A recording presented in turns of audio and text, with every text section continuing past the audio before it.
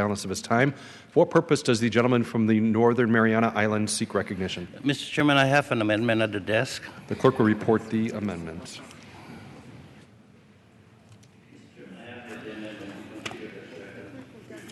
The clerk will designate the amendment without objection.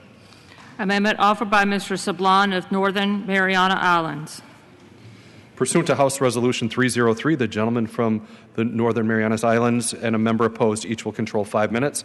The chair will recognize the gentleman from the Northern Marianas Islands. Thank you very much, Mr. Chairman. Mr. Chairman, we all agree that the Department of Defense has the responsibility to defend our nation. But the department also has a responsibility to clean up after itself when it contaminates our environment or threatens public health.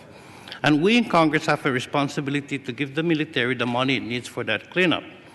The amendment I offer adds $21.3 million to the formerly used defense sites program.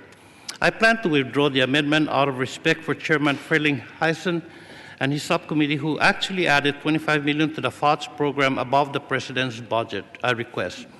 But I want to make the point that we ought to keep funding at the same level we appropriated in fiscal 2015, $250 million. And that is what my amendment would do. Because now is not the time for the military to backslide on its cleanup. There are 5,000 sites in every state and territory that we know are contaminated. And these sites are not in someone else's backyard. 87 of formerly used defense sites are in Chairman Frelinghuysen's state of New Jersey.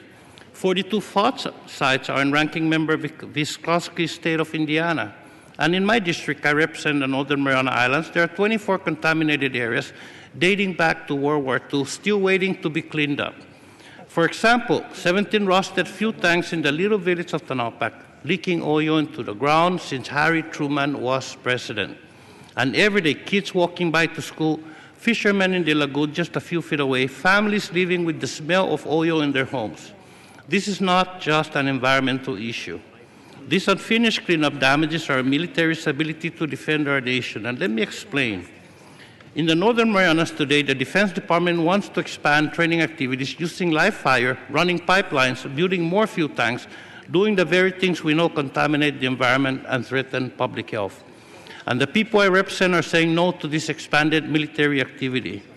Now, restoring FOTS funding will not change anyone's mind about the military's proposed build-up in my district. But at least the military would have a little more credibility when it promises that it will clean up after itself. Because if the people I represent see Congress cutting funds for FOTS, thus the military promise has no credibility at all. And this is not just about the Northern Marianas. This is a national issue. We have 5,000 sites currently identified for cleanup nationwide and another 10,000 on the list of potentially contaminated sites. And even if we appropriate $250 million for 2016, it is not enough. The Army Corps of Engineers estimate total cleanup costs of $14 billion. So at $250 a year, we will still be having this same discussion 50 years from now. Again, I commend the chairman and his subcommittee for adding the $25 million to the formerly used defense sites program, but ultimately, we all have to do better. And I thank you, Mr. Chairman, and I ask unanimous consent to withdraw this amendment. I yield to Mr. Chairman, Ranking Member Vysotsky. I appreciate the gentleman's statement before the floor and to bring the issue to the member's attention, as you rightfully point out, not only for the constituency you represent, but the chair, myself, and whether it was in any of our districts. As you also rightfully point out, this is a national problem.